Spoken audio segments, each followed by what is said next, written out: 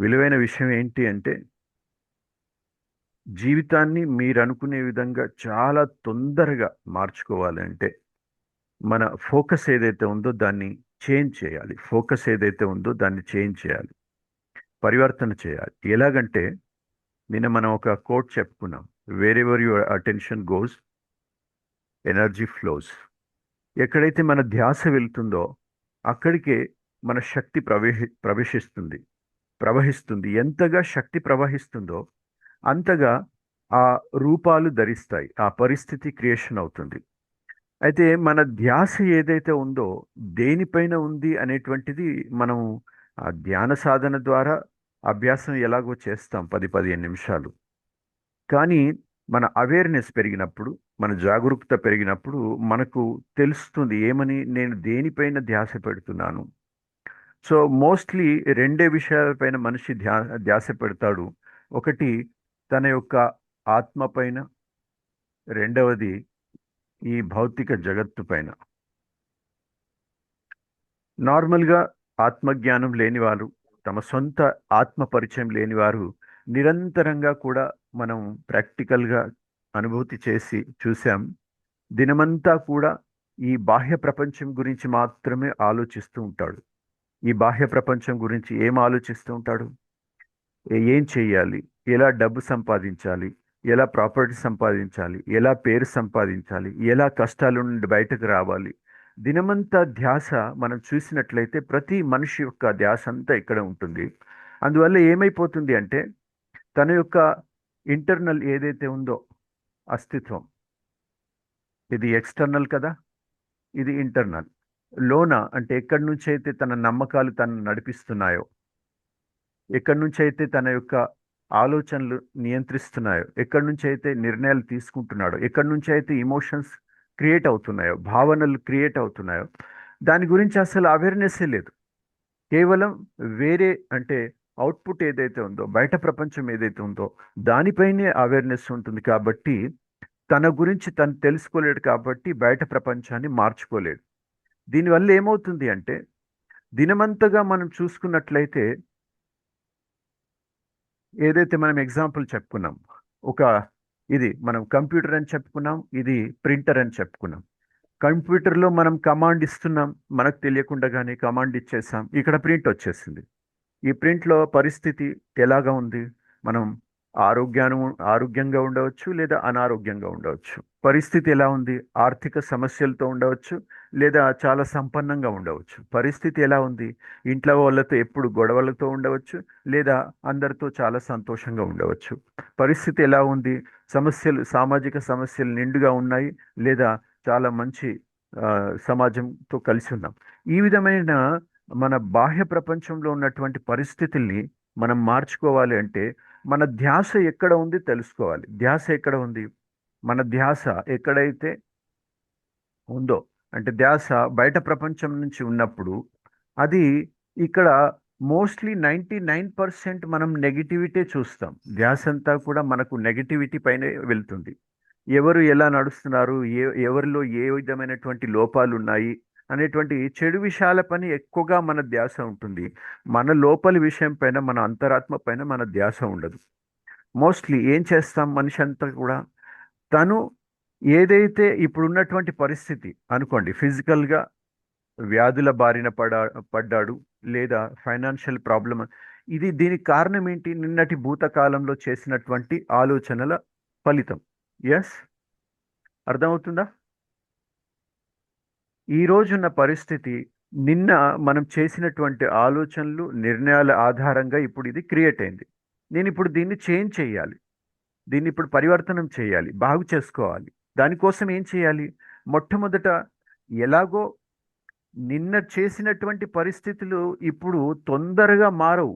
ఎందుకు ఎందుకు మారవు అంటే అవి చాలా శక్తివంతమైనటువంటి ఆ, ఆలోచనలతో తయారు చేసినటువంటి పరిస్థితి. కానీ ఈ పరిస్థితిలో ఉంటూ కూడా మనం ఆనందంగా ఉండవచ్చు. ఒకవేళ మనం ఆ ఫోకస్, మన ధ్యాస ఏదైతే ఉందో దాన్ని చేంజ్ చేసుకుంటే మనం ఆనందంగా ఉండవచ్చు. ఏ విధంగానైతే మనం ప్రాక్టికల్గా చూసుకున్నాం. వారం 10 రోజుల కింద మన లైఫ్ ఎలా ఉండేది అందరం మనం విజువలైజ్ చేసుకొని చూసుకున్నాం. చాలా కష్టాలతో లేదా వివిధ రకాలైనటువంటి సమస్యలతో ఉండేది. మనం వారం రోజులు ఏదైతే ఈ జ్ఞానం తీసుకుంటూ వెళ్ళామో, ఆ జ్ఞానం తీసుకుంటూ మనం ఆ పరిస్థితిలోంచి మనం బయటకు వచ్చేసి సన్యాసుల్లాగా చేయలేదు. ఆ పరిస్థితుల్లోనే ఉన్నాం. కానీ చాలా తేలికగా, డిఫరెంట్గా, డిటాచ్గా ఉన్నట్టు ఫీల్ చేసాం. అవునా కదా? ఎస్. ఎస్. ఎందుకు ఫీల్ చేశాం? పరిస్థితి అదే ఉంది. పరిస్థితిని విడిచిపెట్టి వెళ్ళలేదు. కానీ అదే ఉంటూ అందులోనే మన అవేర్నెస్ పెంచుకోవడం వల్ల ఏమైంది అంటే బంధన ముక్త స్థితి ఫీల్ చేశాం. ముందు అది బంధనం లాగా ఉండేది, జైలు లాగా ఉండేది ఆ సమస్యలతో. ఎందుకు అంటే అది పాస్ట్లో, భూతకాలంలో మనం చేసినటువంటి ఆలోచన ఆధారంగా ఒక శక్తివంతమైనటువంటి ఆ పరిస్థితి నిర్మాణం అయింది కాబట్టి ఆ పరిస్థితుల్లో మనం బందీలుగా మారి అటువంటి దుఃఖాన్ని అనుభవిస్తున్నాం. సో బాహ్య రూపంలో పరిస్థితిని అంత తొందరగా మనం చేంజ్ చేయలేం. కానీ మానసికంగా ఆ పరిస్థితిలో ఉండి నేను ఆనందంగా ఉండాలా లేదా దుఃఖంతో ఉండాలా అనేటువంటిది మన చాయిస్. అది ఎప్పుడు సాధ్యమవుతుంది? ఎప్పుడైతే మన అవేర్నెస్ పెరుగుతుందో. ఇప్పుడు మనం ఏం చెయ్యాలి అంటే, ఒకవేళ నిజంగానే ఇప్పుడు మనం ఏంటి, వర్తమానం వెంటనే పరిస్థితి చేంజ్ కాదు. కాకపోతే మన ఆలోచనలు తప్పకుండా భవిష్యత్తును నిర్ణయిస్తాయి. భవిష్యత్తులో కూడా మనం ఇదే విధంగా ఉండాలా? లేదా భవిష్యత్తులో మనం ఫ్రీడంగా ఉండాలా? స్వతంత్రంగా, ఆనందంగా ఉండాలా? అయితే ఇప్పుడున్నటువంటి పరిస్థితిని మరియు వచ్చేటువంటి పరిస్థితిని మార్చుకోవాలి అంటే మన ధ్యాస ఎక్కడ ఉంది చెక్ చేసుకోవాలి. మోస్ట్లీ మనుషుల ధ్యాస అంతా కూడా ఎక్కడ ఉంటుంది అంటే తన జీవితంలో బాహ్య ప్రపంచంలో ఏదైతే లేదో దాని గురించే పూర్తిగా చింతిస్తూ ఉంటారు, ఎక్కువగా ఆలోచిస్తూ ఉంటారు. దానికి కారణం ఏంటి అంటే ఇతరుల వద్ద రెండు విషయాలు. దానికి రీజన్ ఒకటి, మన దగ్గర లేనిది ఏదైతే ఉందో అది ఇతరుల దగ్గర ఉన్నప్పుడు వాళ్ళని చూసి మనకు ఆ, మనల్ని మనం పోల్చుకుంటూ ఉంటాం అన్నమాట. వాళ్ళ దగ్గర ఇది ఉంది, నా దగ్గర ఇది లేదు. వాళ్ళ దగ్గర ఇది ఉంది, నా దగ్గర, వాళ్ళ దగ్గర డబ్బు ఉంది, నా దగ్గర డబ్బు లేదు. వాళ్ళ దగ్గర ఇది ఉంది. సో ఈ విధంగా పోల్చుకోవడం వల్ల తనలో తాను ధ్యాస ఏమవుతుంది, బయట చూస్తున్నాడు. నా వద్ద ఇది లేదు, అది లేదు అని చెప్పేసి బయట చూస్తున్నాడు. కానీ వాస్తవానికి చూసినట్లయితే తనను తాను హీనంగా పోల్చుకుంటున్నాడు. మన అస్తిత్వం అలా లేదు. మన అస్తిత్వము అహం బ్రహ్మస్మి, మనం భగవంతుని స్వరూపులం. ఆ విధంగా మన సత్య స్వరూపాన్ని చూసినట్లయితే మనం నిండుతనంతో ఉన్నాం. భగవంతుడు ఎలాంటి వాడు? సచ్చిదానంద స్వరూపుడు, ఎప్పుడూ కూడా ఆనందంతో నిండుకున్నటువంటి వాడు. సో అలాగా మనం మన ధ్యాస బయట వెళ్ళినప్పుడు మనకు తెలియకుండానే మనల్ని మనం హీనులుగా చూసుకుంటున్నాము, హీన స్థితిగా చూసుకుంటున్నాం. అందుకని లోపల ఉన్నటువంటి ఆ హీన స్థితే బయట మనకు ఆ విధంగా క్రియేషన్ తయారై వస్తుందన్నమాట. అందుకని మొట్టమొదటిగా మనల్ని మనం స్వీకరించుకోవాలి. ఏం స్వీకరించుకోవాలి? ఈ బయట ప్రపంచం ఏదైతే మనం నిర్మించుకున్నామో అదంతా కూడా మన కర్మలతోటే నిర్మించుకున్నాం. వేరే ఎవరు కూడా నిర్మించలేరు. మన ఆలోచనలు, మన నిర్ణయాలు, మన భావనలు, మన కర్మలతోనే మనం నిర్ణయించుకున్నాం. అయితే ఈ రోజు మీరు ఏ విధమైనటువంటి స్థితిలో ఉన్నా కూడా దాన్ని పూర్తిగా స్వీకరించుకోవాలి. అంటే ప్రతి దానికి కూడా మీ మనసులో మనస్ఫూర్తిగా ధన్యవాదాలు రావాలి. ధన్యవాదాలు రావాలి అంటే ఏ విషయం గురించి కూడా కంప్లైంట్ ఉండకూడదు. ఎంతగా మీరు కంప్లైంట్ చేస్తారో, ఇది ఎందుకు ఇలా జరిగింది, వీళ్ళు ఎందుకు ఇలా ప్రవర్తిస్తున్నారు, వీళ్ళు ఎందుకు ఇలా నన్ను దుఃఖ పెడుతున్నారు అని ఎంతగా మీరు కంప్లైంట్ చేస్తే అంతగా ఆ విషయాలు మళ్ళీ ప్రింట్ కావడానికి కమాండ్ అవుతాయి. కమాండ్ వెళ్తుంది. మీరు ఒక క్వశ్చన్ వేశారంటే ఇది ఎందుకు ఇలా జరిగింది అని అంటే వెంటనే కమాండ్ వెళ్ళింది, ఇంకా అటువంటి సిచ్యువేషన్ క్రియేట్ చేయడానికి మీరు మీ కంప్యూటర్లో కమాండ్ ఇచ్చేసారు. అది మళ్ళీ క్రియేషన్ అవుతుంది. అందుకని ఏదైతే ఇప్పటి వరకైతే జరిగిందో అది చాలా బాగా జరిగింది. భగవద్గీత యొక్క సారం అంతా కూడా భగవంతుడు ఒకటే చెప్తాడు. ఇప్పటి వరకు ఏదైతే జరిగిందో అది చాలా బాగా జరిగింది. ఇప్పుడు ఏదైతే జరుగుతుందో అది ఇంకా బాగా జరుగుతుంది.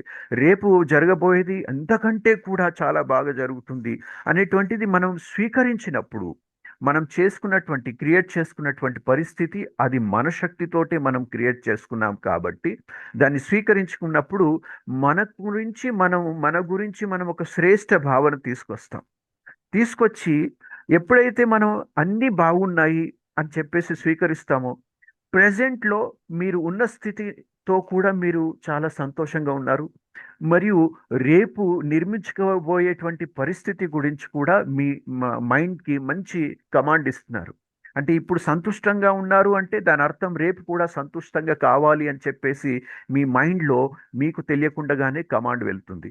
ఇప్పుడు దుఃఖంగా ఉన్నారు అంటే మీకు తెలియకుండానే రేపు కూడా మళ్ళీ దుఃఖం కావాలి అనేటువంటి కమాండ్ మీకు తెలియకుండానే ఆటోమేటిక్గా అది వెళ్తుంది. అందుకని ఇప్పుడున్నటువంటి పరిస్థితిలో మీరు ఎలా ఉన్నా కూడా, ఎందుకంటే రెండే విషయాలు, ఒకటి ఏడుస్తూ ఉండాలి, లేదంటే సంతోషంగా ఉండాలి. మనకు నిన్నటి వరకు ఎప్పుడైతే జ్ఞానం లేదో అప్పటి వరకు మనం ఏడుస్తూ ఉన్నాం. ఎందుకంటే మనకు అవేర్నెస్ లేదు, మళ్ళీ ఈ పరిస్థితి ఎలా తయారైంది అనేటువంటి స్పష్టమైనటువంటి జ్ఞానం లేదు. కానీ ఇప్పుడు మనకు అర్థమైంది, ఇదంతా కూడా నా కర్మల ద్వారానే తయారై ఉంది. అయితే దీనిని మార్చుకోవాలి అంటే మొట్టమొదట నా యొక్క స్మృతి ఏంటి, అసలు జగత్తు బయట ప్రపంచం కాదు, అసలు జగత్తు నేను అనుభవం చేసేటువంటి ఆ స్థితి. దీనినే బయట వాళ్ళు ఏం చెప్తారు అంటే లా ఆఫ్ అట్రాక్షన్. మీ ఏ విధమైనటువంటి మానసికంగా అనుభవం చేస్తారో అదే విధంగా మీ జీవితంలో ఆకర్షిస్తారు అని చెప్పేసి. కానీ లోపల ఆ స్మృతిని నిరంతరంగా నేను బ్యాలెన్స్గా ఉన్నాను, నేను సంతుష్టంగా ఉన్నాను, ఆనందంగా ఉన్నాను అనేటువంటి స్థితి ఎప్పుడు ఏర్పడుతుంది అంటే ఈ బయట విషయాలు సత్యం కాదు, నేను సత్యమైనవాన్ని, ఇవన్నీ కూడా టెంపరర్, నేను మాత్రమే పర్మనెంట్ అనేటువంటి ఈ సత్యాన్ని స్వీకరించి మనం ఎప్పుడైతే ఆ వాస్తవికతతో ఏకమవుతామో అప్పుడు ఆ సచ్చిదానంద స్వరూపంలో మనం కూడా నిండుగా అనుభవం చేస్తాం. ఎంతగా మీరు నిండుగా అనుభవం చేస్తే అంతగా విశ్వమంతా కూడా మీకు తగ్గట్టుగా మీరు కోరుకున్నట్టుగా ప్రపంచం మారడం జరుగుతుంది. కంప్లైంట్ ఈ రోజు నుంచి పూర్తిగా ఆఫ్ చేయాలి. ఏ విషయంలో కూడా, అది పిల్లలైనా కానీ, మీ ఇంట్లో పిల్లలైనా కానీ, మీ భర్త కానీ, మీ భార్య కానీ, అమ్మ నాన్న కానీ, ఎవరైనా సరే, మీరు చేసేటువంటి జాబ్ కానీ, కంపెనీలో కానీ, ఎవరైనా సరే ఏ విధమైనటువంటి మీకు రెస్పాన్స్ ఇచ్చినా కూడా ఎందుకు ఇలా చేస్తున్నారు అని కాకుండా దాన్ని స్వీకరించాలి. స్వీకరించి నేను రెస్పాన్స్ ఎలా చేయాలి వాళ్ళకి, ఎందుకు అని అనుకున్నాను అనుకోండి, ఏమవుద్ది, అక్కడ ప్రశ్న వస్తుంది. ప్రశ్న వచ్చినప్పుడు కోపం వస్తుంది. కోపం వచ్చినప్పుడు మీ మతి స్థిమితం కింద పైన అవుతుంది, ఇన్బ్యాలెన్స్ అయిపోతారు. దానివల్ల మీ వాక్కు, మీ మాటలు కోపంతో ఉంటాయి, మీ యాక్షన్స్ ఆ విధంగా ఉంటాయి. దాంతో వచ్చే వాళ్ళ రెస్పాన్స్ కూడా అదే విధంగా ఉంటుంది. ఇంకా పరిస్థితి ఇంకా నరకంగా మారుతుంది. అందుకని వచ్చినది ఏదైతే ఉందో అది నేను చేసుకున్నటువంటి కర్మలే కాబట్టి నేను దాన్ని స్వీకరించి, సరే ఇప్పుడు ఏదైతే జరిగిందో అంతా మంచి జరిగింది, ఇప్పుడు నేను దీన్ని ఎంత బాగా చేసుకోవాలి. ఒక చిన్న ఎగ్జాంపుల్ చెప్తాను. ఇప్పుడు చూడండి, మన వద్ద ఏముంది, దాని విలువ మనకు తెలుసా? దాని గురించి మనం ఎప్పుడైనా ఫోకస్ చేసి చూసుకున్నామా? చెప్పగలుగుతారా మీ వద్ద ఏముంది?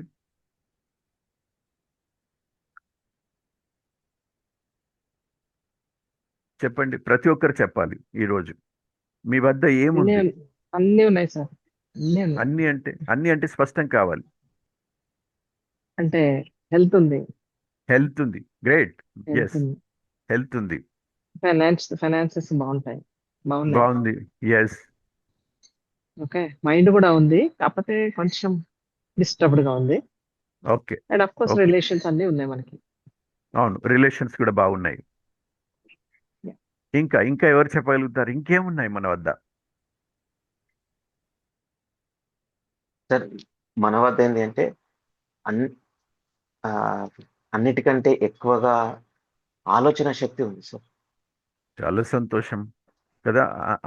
అన్నిటికంటే చాలా పవర్ఫుల్ ఆలోచించేటువంటి శక్తి ఉంది మన వద్ద. శక్తి మనకు ఉంది సార్. ఎస్, మన వద్ద ఏముంది అనేటువంటిది మనకు క్లారిటీగా కావాలి. అన్నీ ఉన్నాయి, అది తెలుసు, కానీ వాటి గురించి కూడా ఆత్మ చెప్పాలి ఉంది కదా. మనలో. ఆత్మ ఉంది మనలో మనలో, ఆత్మ ఉంది, మనసు ఉంది. మనసు ఉంది కదా. ఎలా ఆలోచించాలి, ఎలా ఫీల్ చేయాలి అనేటువంటి మనసు ఉంది మన లోపల. యూనివర్స్ని కంట్రోల్ చేసేటువంటి ఆత్మ ఉంది. ఎస్, ఇప్పుడు వీటన్నింటిని చూసుకున్నప్పుడు బయట ప్రపంచంలో ఉన్న వాళ్ళ జీవితాల్లో చూడండి, వాళ్ళ జీవితంలో ఏముంది, ఏం లేదు. మనకంటే కూడా ఈరోజు మనం ఏ విధమైనటువంటి ఆనందాన్ని, జీవితాన్ని పొందుతున్నామో అటువంటి జీవితాన్ని పొందాలనేటువంటిది ఎన్నో కోట్ల మంది ఆ, స్వప్నం, కోరిక. ఇప్పుడు మనం ఏ విధంగా అయితే ఏ స్థితిలోనైతే ఉన్నామో, అంటే శారీరకంగా 2 కళ్ళు చాలా బాగా పనిచేస్తున్నాయి కదా, 2 చెవులు చాలా బాగా పనిచేస్తున్నాయి, 2 కాళ్ళు, చేతులు, మెదడు, ఆలోచన శక్తి, దాంతో పరంగా మనకు ఇంత అద్భుతమైనటువంటి జ్ఞానం. ఆలోచించండి, ఎన్నో కోట్ల మంది బయట ప్రపంచంలో వాళ్ళకి కాళ్ళు చేతులు లేని వాళ్ళు కూడా ఎందరో ఉన్నారు. అవునా కాదా? కళ్ళు లేని వారు ఎందరో ఉన్నారు. ఎవరు సపోర్ట్ చేయకుండా ఏదో ఫుట్పాత్ పైన జీవించే వాళ్ళు ఎందరో ఉన్నారు. వాళ్ళ సొంత ఇల్లు లేవు, గుడిసెల్లో ఉంటున్నారు. అలాగా ఎందరో ఎన్నో కష్టాల్లో ఆ జీవితాన్ని ఎలా సాగిస్తున్నారు ఒక్కసారి చూడండి. అంటే వాళ్ళని పోల్చుకొని చూస్తే మనం ఎంత అదృష్టవంతులం, ఎంత శక్తివంతులం. అలా మనం మన వద్ద ఏముంది అనేటువంటిది చూసుకున్నప్పుడు దానికి ఎప్పుడైనా మనం కృతజ్ఞత భావంతో తెలియజేసామా మన ఎమోషన్స్ని, మన ప్రేమను? మన కళ్ళకు మనం థ్యాంక్స్ చెప్పుకున్నామా? మన మెదడుకి మనం థ్యాంక్స్ చెప్పుకున్నామా? మన చెవులకి మనం థ్యాంక్స్ చెప్పుకున్నామా? మన విలువైన ఆలోచనలకి, మన ఈ జీవితానికి, ఈ ఇంత అద్భుతమైనటువంటి జీవితం ఇచ్చినటువంటి ఆ భగవంతునికి ఎప్పుడైనా మనం థ్యాంక్స్ చెప్పుకున్నామా? ఎప్పుడెప్పుడైతే మనము మన ధ్యాస లేని వాటిపైన మనం ఫోకస్ చేశామో అవి ఇంకా మన జీవితంలో తీసుకొస్తున్నాయి లేకుండా చేయడానికి. ఎప్పుడైతే మనం ఉన్న వాటిపైన మనం ఫోకస్ చేస్తామో అవి ఇంకా మనకు సేవ చేయడానికి మనకు హెల్ప్ చేస్తాయి. ఇప్పుడు మన ఇంట్లో నార్మల్గా, మన ఇంట్లో మన అమ్మ కానీ అక్కయ్య కానీ, నార్మల్గా ఒక వ్యక్తి ఎవరైనా ఉన్నా వాళ్ళు చేస్తున్న పనిని మనం పొగిడితే వాళ్ళు ఇంకా బాగా చేస్తారు. ఈరోజు వంట చాలా అద్భుతంగా అయింది అని అమ్మతో చెప్పినట్లయితే వెంటనే ఇంకా బాగా నెక్స్ట్ చేసేటువంటి ఇంకా బాగా చేస్తుంది. ఎందుకు అంటే ప్రతి ఒక్కరికి కూడా తమను తాను మెచ్చుకోవాలని ఉంటుంది.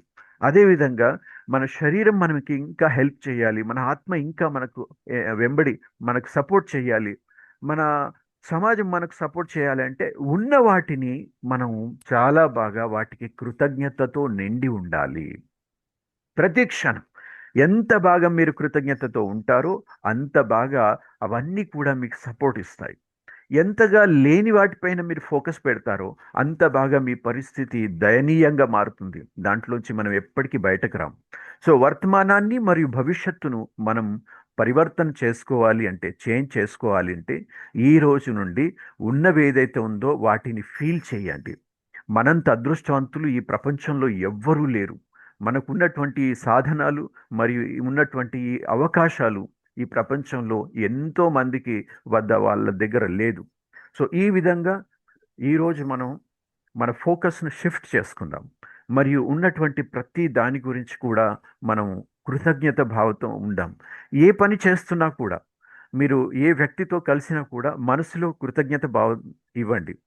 ఆ వ్యక్తి లోపల నువ్వు నా జీవితంలో వచ్చి నాకు ఆనందాన్ని ఇస్తున్నందుకు, నన్ను ముందుకు తీసుకెళ్తున్నందుకు నీకు మనస్ఫూర్తిగా ధన్యవాదాలు అని మానసికంగా అనుకోండి, లోపలనే అనుకోండి.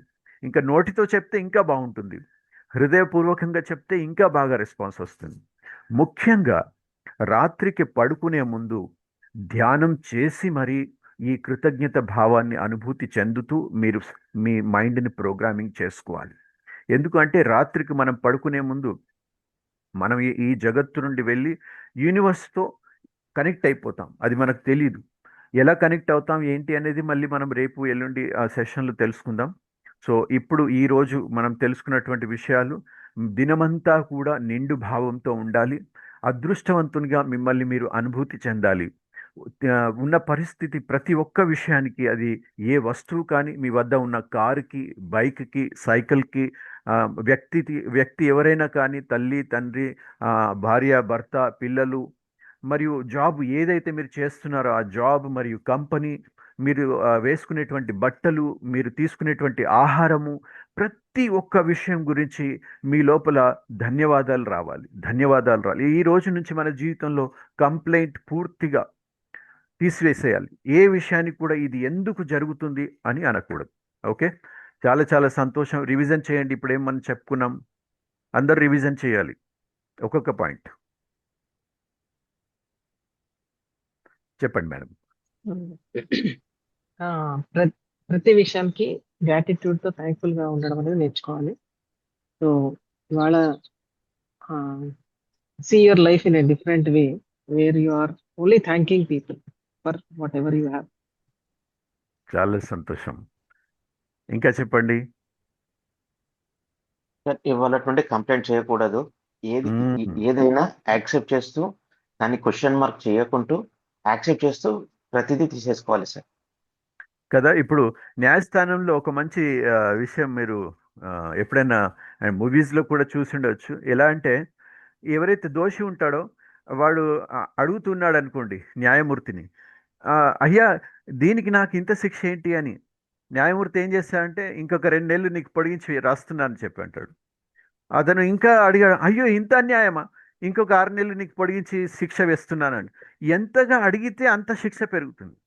మీ జీవితంలో మీకు ఏ సిచ్యువేషన్లో ఉన్నారో అది మీరు చేసుకున్న కర్మనే కాబట్టి ఇది ఎందుకు అయింది, ఎందుకు అవుతుంది అంటే వెంటనే మీకు శిక్ష పెరుగుతుంది. ఆ పరిస్థితి ఇంకా కఠినంగా మారుతుంది. ఎస్ రాజు గారు, చెప్పండి, ఈరోజు మనం ఏం తెలుసుకుందాం. మనం బుద్ధి శక్తి పెంచుకోవాలి సార్ మొట్టమొదటిగా. ఉమ్, అంటే విచక్షణ జ్ఞానం. మరి Yes. ఇప్పుడు మనం చెప్పినట్టు మనం మీరు చెప్పినట్టు క్వశ్చనింగ్ చేయొద్దు దేనికి. యాక్సెప్టెన్స్ ఫీల్ అవుతూ యాక్సెప్టెన్స్ Yes. చేస్తూ నెక్స్ట్ మంచి నిర్ణయం ఏం తీసుకోవాలో తీసుకోవాలి. తీసుకోవాలి. ప్రతి క్షణం ఎలా ఉండాలి, ప్రతి క్షణం ఎలా ఉండాలి? మనము ఆనందంగానే ఉండాలి. ఎందుకంటే మనకు నిండుగా. సార్ Balance పరిస్థితి ఎలా ఉన్నా మనము మనసులో సంతోషంగా ఆనందంగా నేను బాగున్నాను అని ఆలోచించడం వల్లనే మళ్ళీ ఫ్యూచర్ క్రియేట్ అవుతుంది సార్ అక్కడ. Yes yes yes yes